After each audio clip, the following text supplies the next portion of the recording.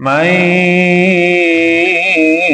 يهده الله فلا مضل له ومن يضلله فلا هادي له وأشهد أن لا إله إلا الله وحده لا شريك له وأشهد أن محمدا عبده ورسوله أما بعد فإن خير الحديث كتاب الله وخير الهدي هدي محمد صلى الله عليه وسلم وشر الأمور محدثاتها وكل محدثة بدعة وكل بدعة ضلالة وكل ضلالة في النار. أما بعد فأعوذ بالله السميع العليم من الشيطان الرجيم من همزه ونفخه ونفسه. يا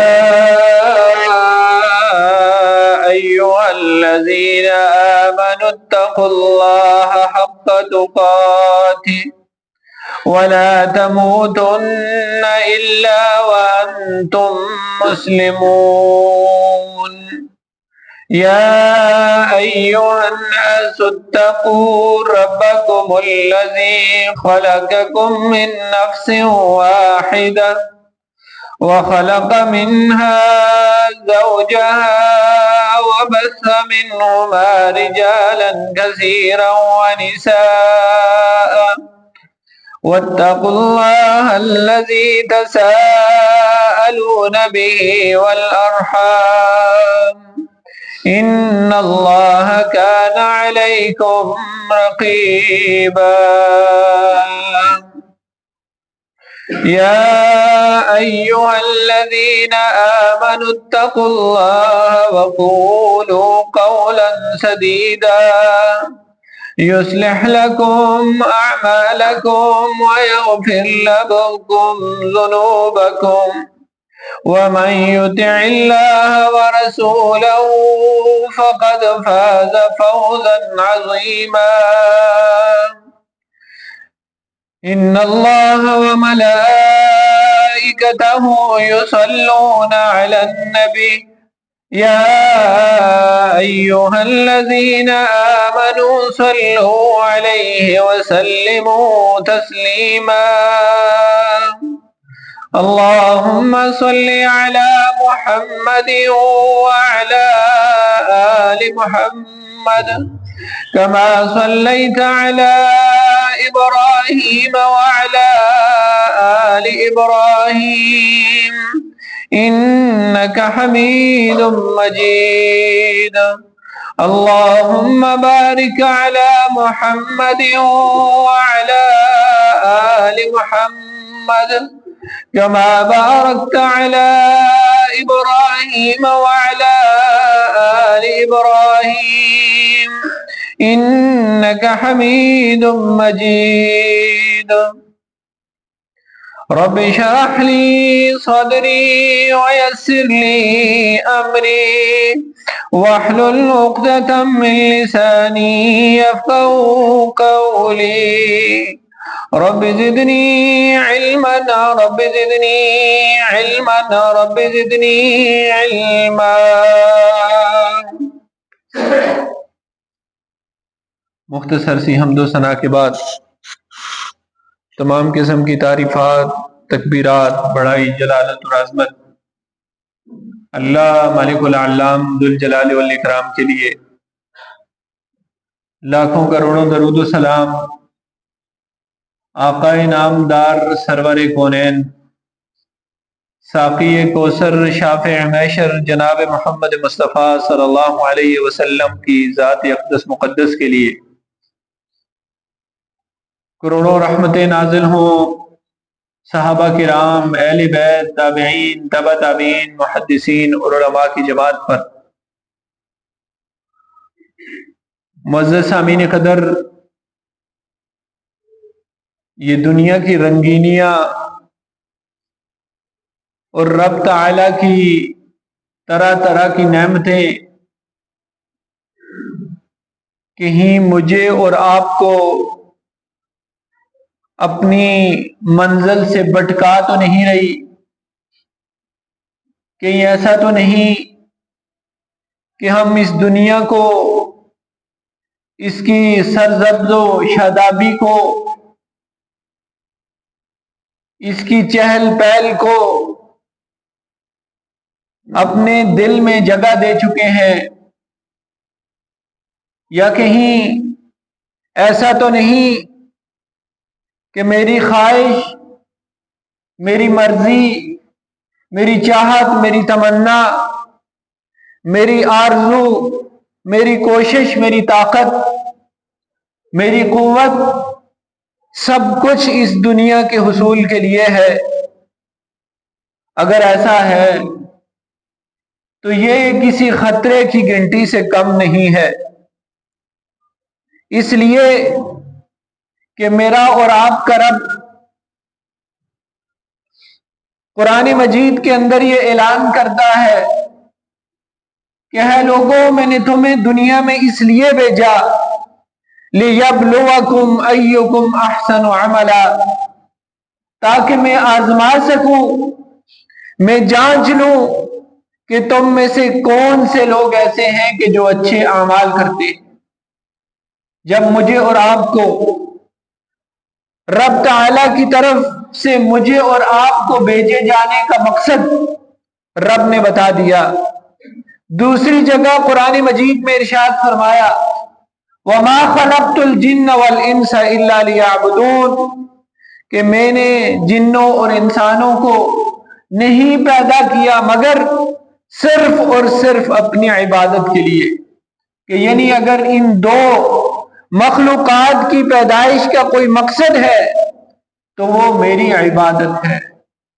بدنصیبی دیکھ لیجئے کہ رب نے مجھے اور آپ کو بنایا اور ساتھ ہی میری اور آپ کی فطرت کو جانتے ہوئے قرآن مجید کے اندر سورہ فرقان آیت نمبر 43 بھی نازل کر دی اور رسول اللہ صلی اللہ علیہ وسلم سے مخاطب ہو کر پوچھا أَرَأَيْتَ مَنِ اتَّخَذَ إِلَٰهَهُ هَوَاهُ أَفَأَنْتَ تَكُونُ عَلَيْهِ وَكِيلًا، اے محمد، کیا آپ نے اس شخص کو دیکھا ہے کہ جو اپنی خواہش کی پیروی کرتا ہے، اپنی مرضی کے مطابق زندگی گزارتا ہے، جو دل کو بھلا لگتا ہے، اچھا لگتا ہے، جس طرف دل مائل ہوتا ہے وہ کام کرتا ہے؟ رسول اللہ صلی اللہ علیہ وسلم سے سوالیہ انداز میں رب نے پوچھا، میرے اور آپ کے متعلق پوچھا، اور پھر آگے کیا کہا أَفَأَنْتَ تَكُونُ عَلَيْهِ وَكِيلًا، کیا تم ایسے شخص کو راہ راست پر لانے کا ذمہ لے سکتے ہو؟ محمد رسول اللہ صلی اللہ علیہ وسلم سے میرا اور آپ کا رب مثال دے کے پوچھتا ہے کہ جس شخص کا طرز عمل یہ ہو کہ جس کے شب و روز خواہشات نفس کی پیروی میں گزرتے ہوں، ذرا بتائیے اس کے راہ راست پہ آنے کی ضمانت دے سکتے ہیں آپ؟ کیا مطلب ہے اس سوال کا؟ کہ ایسے لوگ جو دنیا کی رنگینیوں میں اپنی خواہشات کے پیچھے لگ جایا کرتے ہیں، رب کے احکامات کو بلا دیا کرتے ہیں، جو آخرت کو اپنے نظروں سے اوجھل کر دیا کرتے ہیں، جو مرنے کے بعد کے مناظر کو بھول جایا کرتے ہیں، ایسے لوگوں کے راہ راست پہ آنے کی کوئی ضمانت نہیں ہے۔ میں اور آپ اپنے گریبان میں جا کے اس آیت مبارکہ کو اپنی آنکھوں کے سامنے رکھیں اور پھر اپنی زندگی کی ویڈیو کو دیکھیں کہ صبح سے لے کر شام تک 50، 60، 70 سالہ زندگی میں نے اور آپ نے کس کوشش اور کس لگن اور کس محنت میں گزار دی۔ ہماری پیورٹی، ہماری کوشش اور طاقت، ہماری قوتوں کے رخ صرف اور صرف اپنی خواہش کی پیروی کے متعلق ہوا کرتے ہیں۔ دیکھ لیجئے، آپ اپنی زندگی کا معائنہ کریں، میں اپنی زندگی پہ نظر ثانی کرتا ہوں، نتیجہ یہی نکلتا ہے کہ اللہ کے اس فرمان کے مطابق افرأیت من اتخذ الہہ ہوا، اے محمد کیا آپ نے اس شخص کو دیکھا ہے کہ جو اپنے خواہشات نفس کو پوجتا ہے، اس کی پیروی کرتا ہے۔ اگر عربی لغت پہ نظر دوڑائیں تو ہوا کا مطلب ہوتا ہے خواہش، اور نچلا حصہ یعنی اترائی میں، تنزلی میں کمزوری کی طرف جانے کا مطلب ہوتا ہے۔ یعنی انسان جب خواہش نفس کے پیچھے لگتا ہے تو وہ دن بدن نیچے ہی گرتا چلا جاتا ہے، یہاں تک کہ یہ خواہش اس کو جہنم کی تہہ میں پہنچا دیتی ہے۔ اور دوسری طرف خواہشات نفس کو مارنا، اس سے مقابلہ کرنا، اس کو مار کر سردیوں کے موسم میں وضو کر کے نماز کے لیے آنا، یہاں پہ پتہ چلتا ہے۔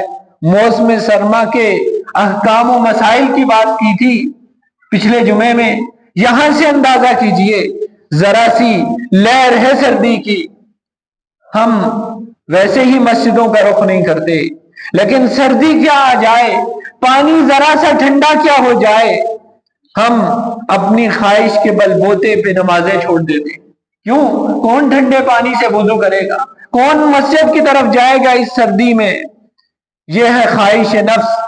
اور دوسری طرف اللہ تعالیٰ کا یہ فرمان ہے کہ جو لوگ تتجافى جنوبهم عن المضاجع يدعون ربهم خوفا وطمعا، کہ وہ لوگ کہ جو رات کو رب کی خوف سے اور اجر کی امید سے جن کے پہلو بستروں سے الگ ہو جایا کرتے ہیں، وہ سردی اور گرمی کی راتوں میں اپنے رب سے ڈرتے ہوئے، اجر کی امید رکھتے ہوئے ساری ساری رات بستر پہ نہیں پڑے رہتے، بلکہ اپنے رب کا ڈر اور خوف ہوتا ہے، تہجد کے لیے اٹھتے ہیں۔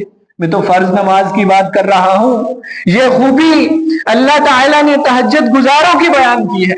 میں اور آپ تو اس فرض کو بھی نہیں نبھا رہے کہ جس کے متعلق رسول اللہ صلی اللہ علیہ وسلم کی زندگی کے آخری الفاظ تھے، الصلاۃ الصلاۃ وما ملکت یمینک۔ لوگوں، نماز کا خیال رکھنا، نماز کا خیال رکھنا، اس کی حفاظت کرنا، اس کو ہاتھ سے نہ جانے دینا، اور اپنے ماتحت لوگوں کے ساتھ حسن سلوک کرنا، یہ رسول اللہ کے آخری الفاظ ہیں۔ ہونا وصیت میرے اور آپ کے باپ دادا کی، ہم سونے کے پانی سے لکھوا کر فریم کر کے لگا دیتے ہیں۔ کیوں نہ باپ وصیت کر کے جائے کہ فلاں میرا دشمن ہے، اس کی وہ جائیداد تم نے قبضے میں رکھنی ہے، اگر میرے بیٹے ہو تو یہ کام کرنا ہے۔ یہ غیر شرعی باپ کی وصیت ہے، اللہ کے قانون کی خلاف ورزی ہے۔ ہم اپنے باپ کے آخری کلمات سمجھ کر اس کے اوپر خون دینے اور لینے کو تیار ہو جاتے ہیں۔ کیوں؟ میرے اور آپ کے ہاں مقام و مرتبہ کیا ہے؟ میرے باپ نے کہا تھا، جبکہ رسول اللہ صلی اللہ علیہ وسلم کا فرمان کیا ہے؟ اللہ تعالیٰ نے نبوت والی زبان سے کیا کہلوایا ہے؟ لا یؤمن احدکم، لوگوں تم میں سے کوئی شخص اس وقت تک ایمان والا ہو ہی نہیں سکتا جب تک محمد رسول اللہ صلی اللہ علیہ وسلم کو اپنے والدین سے، اپنی اولاد سے اور دنیا کی ہر چیز سے زیادہ عزیز نہ سمجھ لے۔ ایک طرف رسول اللہ کی وصیتوں کی فہرست رکھ لیجئے، دوسری طرف اپنی خواہشات نفس، اپنے والدین کی وصیتوں اور نصیحتوں کی لسٹ رکھ لیجئے، میرے اور آپ کے باپ کی وصیتیں جیت جائیں گی۔ رسول اللہ کی وصیتوں اور نصیحتوں کو ردی کی ٹوکری میں ڈال دیا جائے گا۔ اور کیا ہم خواہشات نفس کی پیروی نہیں کرتے؟ کیا ہمیں دکھائی نہیں دیتا کہ میرا رب اس بات کو سب سے سخت قسم کا شرک کہتا ہے؟ کیوں؟ شرک کا ایک ہی سیدھا اور سادہ مفہوم ہے، رب کے علاوہ کسی اور چیز کی بات سننا، مان لینا، اطاعت کرنا، اس کی بات کو رب کے حکم پہ ترجیح دینا، یہ شرک ہے۔ امام ابن قیم رحمہ اللہ نے زاد المعاد کے اندر شرک کی جو اقسام بیان کی ہیں ان میں کہا سب سے قبیح ترین، سب سے سخت ترین جو شرک ہے کہ کوئی شخص اپنے خواہش نفس کی پیروی کرتا ہے۔ ایک طرف اسے اللہ کا حکم ہے کہ بیٹی کو آپ نے ڈولی میں ڈال کے رخصت نہیں کرنا، یہود و نصارہ کی یہ طریقہ ہے، دوسری طرف اس کی برادری، اس کا کنبہ، اس کا خاندان، اس کے رشتہ دار، اس کی بیوی بچے یہ آ گئے، نہیں ہم تو اس سے بھی زیادہ دھوم دھام سے شادی کریں گے۔ یہ کیا یہود و نصارہ کا طریقہ ہے؟ شادی زندگی میں ایک ہی بار ہوتی ہے، ساری سنتوں کی خلاف ورزیاں ہم نے اسی پہ کرنی۔ یہاں پہ میری اور آپ کی شادی پہ نظر دوڑائی جائے، خواہشات نفس جیت جاتی ہیں، اللہ اور اللہ کے رسول کے احکامات کو پسے پشت ڈال دیا جاتا ہے۔ لے آئیے اپنی فوتگی کو، ہم کہتے ہیں نا خوشیوں میں ہم سنت کو بھول جاتے ہیں، نہیں، ہم ایسے بد نصیبے ہیں کہ ہم اپنی غمیوں میں بھی سنت کو بھول جایا کرتے ہیں۔ رسول اللہ صلی اللہ علیہ وسلم کا فرمان ہے کہ نوحہ کرنا، بین کرنا، میت پہ چیخ و پکار کرنا اس قدر کبھی گناہ ہے کہ وہ شخص میری امت سے نہیں ہے۔ ہم بین والی اسپیشل ماسیاں پیسے دے کے منگواتے کہ بھائی آپ نے ہمارے میت پہ بین کرنے ہیں، لوگوں کو پتا چلے کتنا اہم شخصیت اس دنیا سے چلی گئی ہے۔ ہم رسول اللہ کی سنتوں کی خلاف ورزی کی پیمنٹ کرتے ہیں اور کہتے کیا ہیں کہ ہم دنیا میں ذلیل و خوار کیوں ہو رہے ہیں، دن بدن پستی مقدر کیوں بن رہی ہے، ہاتھ سونے میں ڈالتے ہیں مٹی کیوں بن رہی ہے۔ کبھی سوچا نہیں ہے یہ مٹی کو سونے بنانے والی ذات آسمانوں پہ بیٹھی ہے، اس کی شرط یہ ہے کہ جو بھی میرے اور آپ کے رب کے پاس ہے وہ اس کی اطاعت کے بغیر نہیں مل سکتا۔ کر لیجئے، ہزار جتن کر لیجئے، اپنی ساری کوشش اور طاقت صرف کر دیجئے، جب تک میرا رب نہ چاہے کسی کو کبھی کچھ نہیں مل سکتا۔ اور یہ رب کا طریقہ ہے، جو شخص من تواضع للہ رفع اللہ، جو اللہ کے لیے اپنی خواہشات کو نیچے کر لیتا ہے، دبا لیتا ہے، اپنی ناک کو نیچے کر دیتا ہے، رب کے لیے جھک جاتا ہے، رفع اللہ، رب اسے زمین سے اٹھا کے آسمانوں پہ پہنچا دیتا ہے۔ یہ رب کا قانون ہے۔ اسے یہ تکبر جو میرے اور آپ کے اندر ہے، یہ خواہشات نفس، یہ ناک کا بچانا، یہ رب کو پسند نہیں ہے۔ وہ مجھے اور آپ کو اس کیٹیگری میں ڈال رہا ہے جہاں میں اور آپ سوچ بھی نہیں سکتے۔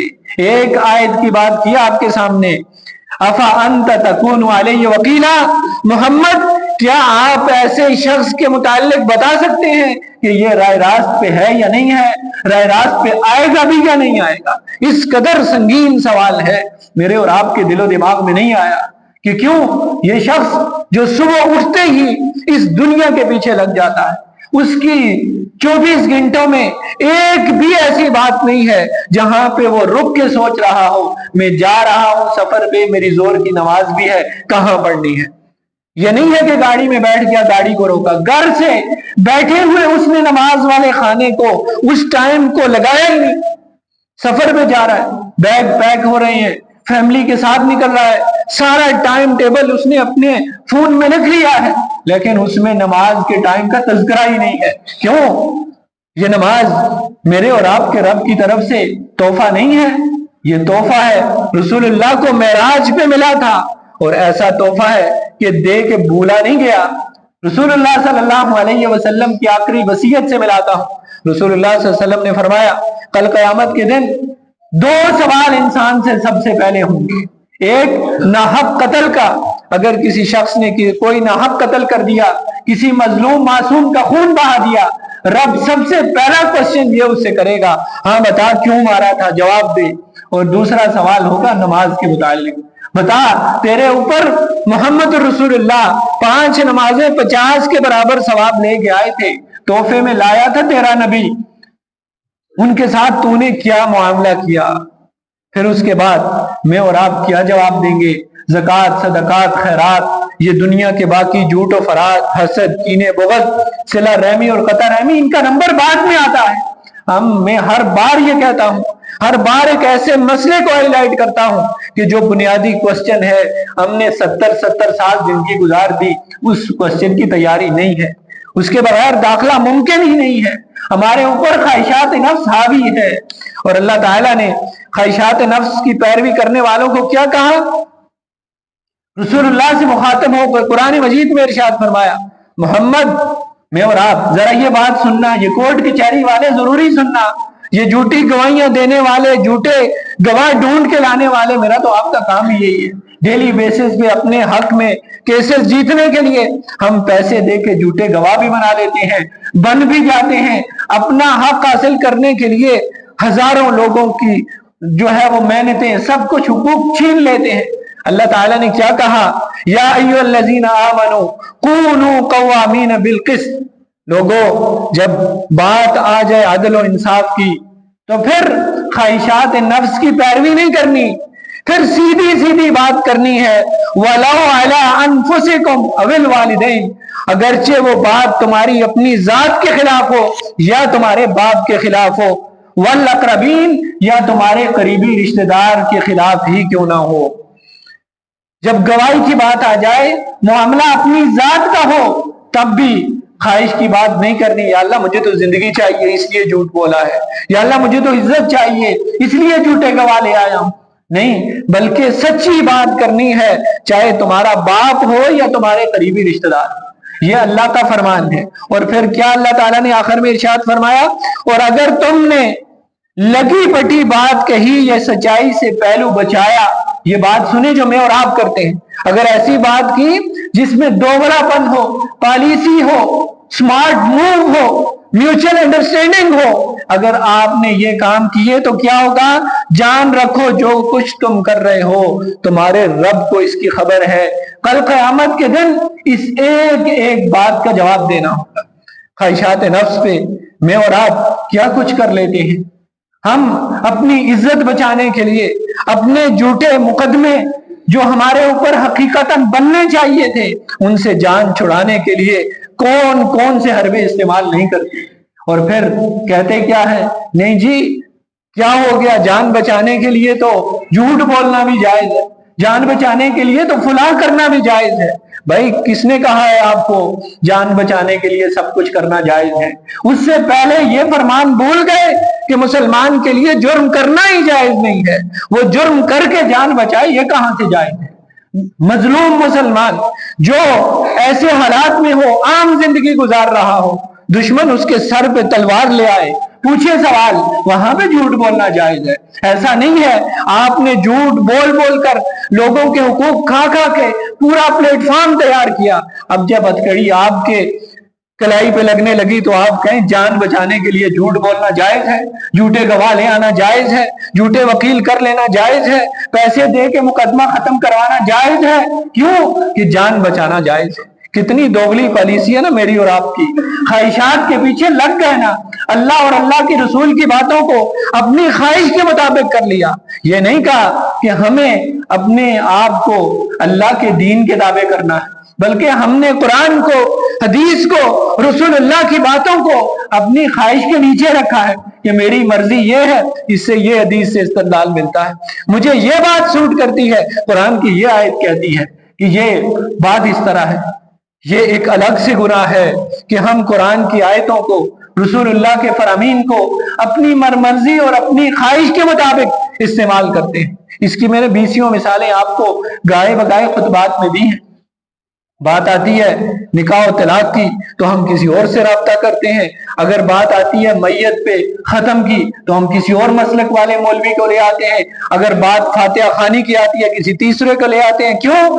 ہم نے اپنی مرضی سے جو اچھا لگتا ہے اس کو دین سے اٹھایا اور اس کو فالو کر لیا۔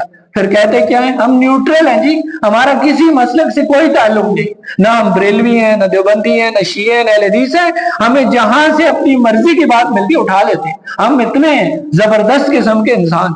اسے کہتے ہیں خواہش نفس کی پیروی، جس کو اللہ نے سخت ترین گناہ کہا ہے، اور رسول اللہ سے مخاطب ہو کے کہا کہ ایسے شخص کے راہ راست پہ آنے کی ضمانت ہے کوئی؟ یہ شخص نہیں آ سکتا راہ راست پہ۔ ڈریے ان چیزوں سے، لے آئیے اپنی خواہش کو قرآن حدیث کے تابع کر لیجئے، آ جائے اللہ اور اللہ کے رسول کا فرمان تو عمر کو یاد کیجئے، وہ عمر جس کو اللہ نے طاقت بھی دی تھی، وہ عمر جو راستے سے گزرتا تھا شیطان راستہ چھوڑ جایا کرتا تھا، وہ عمر جس کا محل رسول اللہ جنت میں دیکھ کے آئے تھے، وہ عمر کہ جس کو اللہ تعالیٰ کے نبی نے کہا تھا لو کان بعدی نبی لکان عمر، اگر میرے بعد کوئی نبی ہوتا تو عمر ہوتا۔ اس عمر کو دیکھیے کیا کہتے ہیں، جب کوئی چھوٹا سا بچہ قرآن کی آیت پڑھ لے، حدیث پڑھ لے، کان وقافا عند کتاب اللہ و سنت رسول، ان کا جسم کانپنے لگتا اللہ کا قرآن سن کر، رسول اللہ کا فرمان سن کر، اپنے فیصلوں کو واپس کر دیا کرتے تھے۔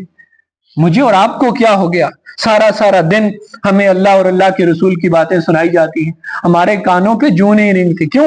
وہ جی وہ صحابہ کے دور میں ذرا عمل کرنا آسان تھا، دنیا کے اتنے چرچے نہیں تھے، اتنی ٹیکنالوجی نہیں تھی، لوگ اتنے فاسٹ نہیں تھے، اس لیے ایمان پہ، اسلام پہ، اس کے احکامات پہ عمل کرنا بڑا آسان تھا۔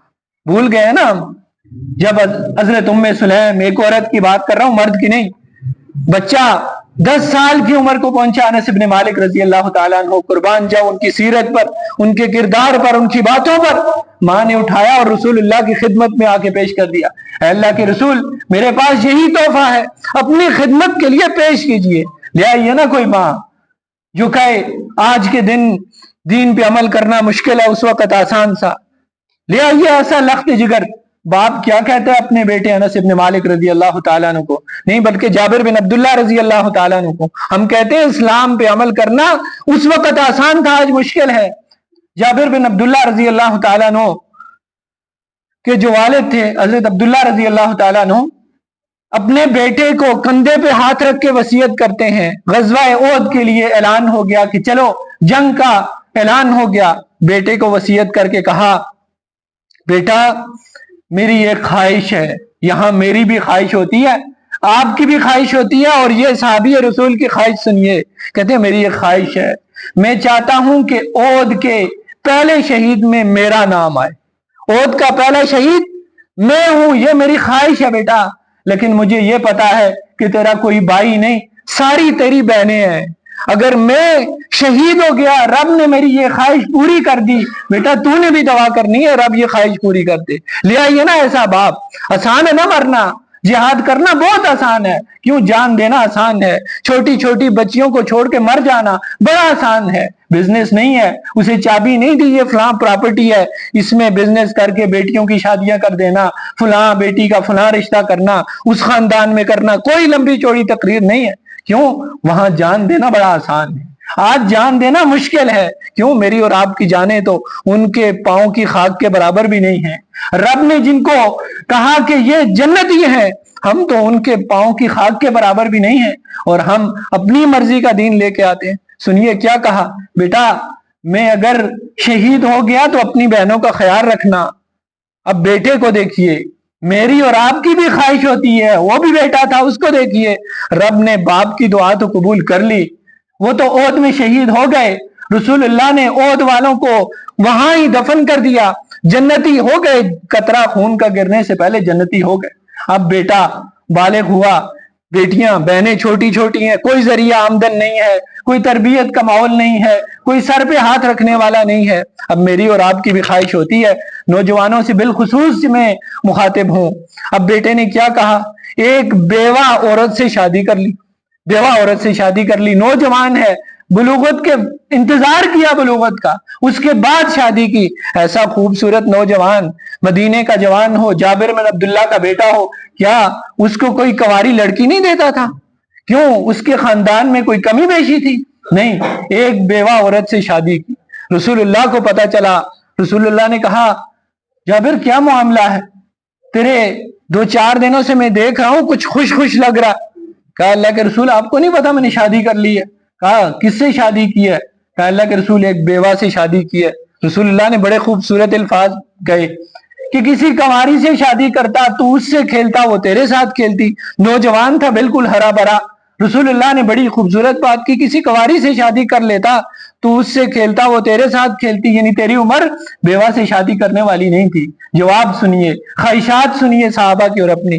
کہا میرے باپ نے مجھے کہا تھا کہ میرے بعد میری بیٹیوں کا خیال رکھنا، تو اللہ کے رسول میں نے اس لیے بیوہ عورت سے شادی کی ہے، وہ تجربے والی ہے، ذرا بڑی عمر کی ہے، میری بہنوں کی دین کے مطابق تربیت کرے گی، میرے باپ کی خواہش کا لحاظ رکھے گی، میری بہنوں کی اچھی تربیت ہو گئی، اچھے گھرانوں میں چلی گئی، میری یہی خواہش ہے، یہی میرے باپ کی وصیت تھی، میں نے اس کے لیے اپنا سب کچھ قربان کر دیا، میں نے چھوڑ دیا اپنی شادی من مرضی کی، میں نے اپنی جوانی کو بڑھاپے کے ہاتھوں میں دے دیا، اس لیے کہ میرے باپ نے مجھے جاتے ہوئے یہ کہا تھا۔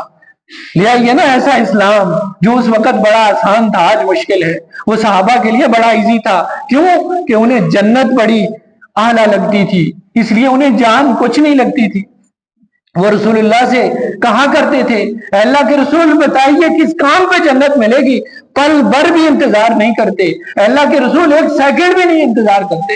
اور میں اور آپ پورے خطبات اس موضوع پہ سنتے ہیں کہ وہ کون سے اعمال ہیں جن کے ذریعے انسان جنت میں جا سکتا ہے، پاؤں پہ جوں نہیں رینگتی۔ ایک حدیث پھر یاد آ گئی، بیان کر دوں۔ رسول اللہ صلی اللہ علیہ وسلم نے فرمایا کہ جو شخص رات کو سوتے وقت آیت الکرسی پڑھ لیتا ہے، موت کے علاوہ جنت میں داخلے کے درمیان اور اس کے درمیان کوئی رکاوٹ نہیں ہے، یعنی یہ مرے گا تو جنت میں جائے گا۔ اب یہاں سے اندازہ کریں کہ کتنی خوبصورت اور آسان حدیث ہے کہ جو شخص رات کو سوتے وقت آیت الکرسی پڑھ لے، اس کے لیے یہ مطلب نہیں ہے شرابی بھی رات کو آیت الکرسی پڑھ لے تو جنت میں چلا جائے گا۔ یہ ساری باتوں کو ملانا پڑتا ہے کہ اس کی زندگی رسول اللہ کی سیرت کے مطابق ہو، اس کا رات کا سونا رسول اللہ کے طریقے کے مطابق ہو۔ ایسے نہیں 2 بجے تک انڈین فلمیں دیکھ کے پھر آیت الکرسی پڑھے اور کہے میں تو جنت میں چلا جاؤں گا۔ سیرت پوری کی پوری اپنانی ہے۔ یا ایھا الذین آمنوا ادخلوا فی السلم کافہ، لوگ ایمان میں، اسلام میں پورے داخل ہو جاؤ، مرضی کی باتیں نہیں ہیں۔ پھر کیا ہے؟ یہ آیت الکرسی پڑھے گا، موت آ گئی تو ڈائریکٹ جنت میں۔ یہ رسول اللہ کا فرمان ہے۔ صحابی سنتے ہیں تو کہتے ہیں کہ جب تک زندہ رہے ہم تو ان باتوں پہ عمل کرتے رہے۔ سعید ابن مسیب کی بات سناتا ہوں، 3 منٹ ہے۔ یہ تابعی ہیں، صحابی نہیں ہے، کہ جن کے دور میں، صحابہ کے دور میں تو آسان تھا نا مرنا، جانے دینا، شہید ہونا، اولاد بیوی بچوں کو چھوڑ دینا آسان تھا۔ کیوں؟ کہ انہیں خواہشات نفس اتنی ان کے لیے اہم نہیں تھی۔ آج ذرا مشکل ہے کیونکہ دنیا ہمیں بہت اچھی لگتی ہے، موت سے نفرت ہے، بیوی بچوں کی محبت ہے، آج کے دور میں دین پہ عمل کرنا مشکل ہے۔ اس کے اکارڈنگ آپ کو بات کر رہا تھا کہ رسول اللہ صلی اللہ علیہ وسلم کے زمانے، کون سی حدیث سنا رہا تھا میرے ذہن، سعید ابن مسیب رحمہ اللہ تابعی ہیں، کہتے ہیں کہ میں نے ایک صحابی سے یہ حدیث سنی، رسول اللہ صلی اللہ علیہ وسلم کے صحابی جنہوں نے مجھے یہ حدیث سنائی کہ جو شخص نماز کے لیے آئے، اذان سے قبل مسجد میں آئے اور 2 رکعت نماز پڑھ لے، اس کے لیے رسول اللہ صلی اللہ علیہ وسلم نے جو سیدنا بلال حبشی رضی اللہ تعالیٰ عنہ کی فضیلت ہے کہ وضو کر کے 2 رکعتیں پڑھتے تھے، رب ان کی 8 آسمانوں میں سناتا تھا۔ یہ کہتے ہیں کہ میں نے سنا کہ رسول اللہ صلی اللہ علیہ وسلم نے کہا جب بھی اذان ہو تو انسان سارے دنیا کے کام چھوڑ کے مسجد کی طرف چلے جائے۔ کہتے ہیں یہ حدیث سننے کی دیر تھی، جب میں نے یہ حدیث سنی اس وقت سے لے کر، اور جب یہ بیان کرتے ہیں کہتے ہیں 30 سال ہو گئے میں اس حدیث کو سنے ہوئے، اور مجھے کبھی نہیں یاد کہ مؤذن نے اذان دی ہو اور سعید ابن مسیب مسجد میں نہ ہو۔ مؤذن جب اذان دیتا تھا، 30 سال ہو گئے میں مسجد میں ہوتا تھا تو اذان ہوتی تھی، کبھی ایسا نہیں ہوا کہ میں باہر ہوں، میں بیمار ہوں، میں سفر پہ ہوں، میں دنیا کے جس کونے میں چلا جاؤں، مؤذن کے اذان دینے سے پہلے سعید ابن مسیب مسجد میں ہوتا تھا۔ یہ کیوں؟ ان کو دین کی بات کا پتہ لگنے کی دیر تھی کہ کہاں سے جنت کے داخلے کا سبب ہے، کس ذریعے سے ہم رسول اللہ کا ساتھ پالیں۔ ایک صحابی رسول ابو ذر غفاری رضی اللہ عنہ رسول اللہ سے پوچھا اللہ کے رسول دنیا میں تو آپ کا دیدار کر لیتے ہیں، آسانی سے آپ کا دیدار مل جاتا ہے، آپ کی طبیعت اتنی خوبصورت ہے کہ جتنا تنگ بھی کر لیں آپ ذرا سا بھی ماتھے پہ شکن نہیں لاتے۔ اللہ کے رسول کہاں نبیوں کا مرتبہ، کہاں آپ نبیوں کے سردار، جنت میں اتنا اعلیٰ مقام ہوگا آپ کا، اور ہم کہیں نیچے جنت کے کسی ٹکڑے میں ہوئے تو ہوں گے، وہاں دیدار کا کیا معاملہ ہوگا۔ تو رسول اللہ نے کیا کہا؟ اے ابو ذر، اگر تو چاہتا ہے کہ تو جنت میں میرے ساتھ رہے تو سجدوں کے ساتھ میری مدد کر، یعنی کثرت کے ساتھ نماز کا اہتمام کیا کر، نوافل بھی پڑھا کر، فرض بھی پڑھا کر، نماز کے ساتھ میری مدد کیا کر، کل جنت میں بھی اسی طرح میسر ہو جاؤں گا جس طرح دنیا میں مل جاتا ہوں۔ کس قدر عظیم فضیلت ہے۔ صحابی رسول کیا کہتے ہیں؟ یاد نہیں ہے کہ ابو ذر کے پاس 5 منٹ بھی ہو سجدہ نہ کیا ہو؟ کیوں؟ رسول اللہ کا ساتھ چاہیے۔ کیوں؟ وہاں پہ آسان ہے نا۔ ان کے لیے خواہش یہ ہے رسول اللہ کا ساتھ، ان کی خواہش جنت کا داخلہ، ان کی خواہش جہنم سے بچنا، ان کی خواہش اللہ کے ہاں کامیاب ہونا۔ میری اور آپ کی خواہش DHA میں پلاٹ، بچے کا کمشنر بننا، جرنل بننا، سیاست میں آنا، سیاست پہ جانے دینا۔ میری اور آپ کی خواہش اور پیورٹی الگ ہے، ان کی خواہش اور پیورٹی الگ تھی۔ جیسے آج میرے اور آپ کے لیے ساری رات موبائل استعمال کرنا آسان ہے۔ اگر کسی کو یہ کہے نا، ہم باتیں سناتے ہیں لوگوں کو، تو لوگ کہتے ہیں کیسے ممکن ہے جی کوئی شخص رات بھر قرآن پڑھتا رہے؟ ایسے ممکن ہی نہیں ہے کہ ایک صحابی رسول نے کھڑے ہو کے پہلے سورہ بقرہ پڑھ لی، پھر سورہ آل عمران پڑھ لی۔ نہیں ممکن۔ سر یہ باتیں کیسی آپ کر رہے ہیں؟ عقل ہی نہیں مانتی، کامن سینس کی بات نہیں ہے۔ او بھائی تو کدھر رات کیا صبح 6 بجے تک موبائل میں لگا رہتا ہے؟ کون سے کامن سینس کی بات ہے؟ کامن سینس یہ ہے کہ جس چیز میں آپ کی مشغولیت ہے، جو آپ کی انٹرسٹ ہے، اس میں آپ ایک دن نہیں 24 گھنٹے بھی گزار سکتے ہیں۔ جاگ کے لوگ گزارتے ہیں، ساری رات گزر جاتی ہے۔ کیوں؟ انٹرسٹ جس چیز میں ہے۔ سیکیورٹی والا ساری رات جاگتا ہے، کیوں؟ مہینے بعد اس کو پیسے ملیں گے رات کو جاگنے کے۔ انہیں اس لیے جاگتے تھے زندگی کے بعد جنت ملے گی۔ پیورٹی الگ ہے، سوچ الگ ہے، زاویہ الگ ہے، رخ الگ ہے۔ اس لیے ہماری جن چیزوں میں چاہت، توجہ، لگن ہونی چاہیے، ہم نے انہیں کوسوں دور چھوڑ دیا ہے۔ کہنے کا مطلب یہ ہے کہ خواہش کی تابع فرمانی، خواہش کی پوجا، خواہش کی مطابق چلنا چھوڑ دیجئے۔ کیوں؟ کہ اللہ کا یہ فرمان بہت سخت ہے کہ کیا آپ اس شخص کے رائے راست پہ ہونے کی کوئی ضمانت، کوئی دلیل، کوئی ایسا ثبوت پیش کر سکتے ہیں کہ جو خواہش کی پوجا کرتا ہو اور رائے راست پہ ہو؟ نہیں ہو سکتا۔ میں اور آپ اگر رسول اللہ ثبوت نہیں پیش کر سکتے تو میں اور آپ بھی نہیں کر سکتے۔ اس لیے اس خواہش کا پیچھا چھوڑ دیجئے، اس دنیا کی ڈور کو ذرا ڈھیلا چھوڑیے، آخرت کی طرف توجہ کیجئے۔ زندگیاں بڑی کم ہو گئی ہیں۔ نوجوانوں کے اٹیک کے واقعے روزانہ سوشل میڈیا پہ آتے ہیں۔ 25 سالہ نوجوان اٹیک ہو گیا، 20 سالہ نوجوان حادثے کا شکار ہو گیا۔ زندگی بالکل مختصر ہو گئی۔ جو توبہ میں اور آپ بڑھاپے کا سوچ رہے ہوتے ہیں نا، 50 سال کے بعد مسلح لے لیں گے، لوٹا لے لیں گے، ریٹائر ہو جائیں گے، تسبیح لے لیں گے، حج کر لیں گے، ریٹائرمنٹ کے پیسے ملیں گے، حج کر کے زیرو ہو جائے گا سب کچھ۔ یہ زندگی موقع نہیں دیتی۔ اس لیے جب موقع مل جائے ٹیک لے پیشانی، رب کے سامنے ایک آنسو بہا دیں۔ رب ایک سیکنڈ نہیں لگاتا سابقہ پہ قلم پھیرنے کے لیے۔ اللہ تعالیٰ مجھے اور آپ کو صحیح معنوں میں اپنی خواہشات سے بچ کر قرآن و حدیث کی اطاعت کرنے کی توفیق عطا فرمائے۔ اللہ ہم سب کو جنت الفردوس میں داخل فرمائے۔ اللہ ہم سب کو خواہش سے بچنے اور رسول اللہ کے فرامین کے تابع زندگی گزارنے کی توفیق عطا فرمائے۔ وآخر دعوانا الحمدللہ۔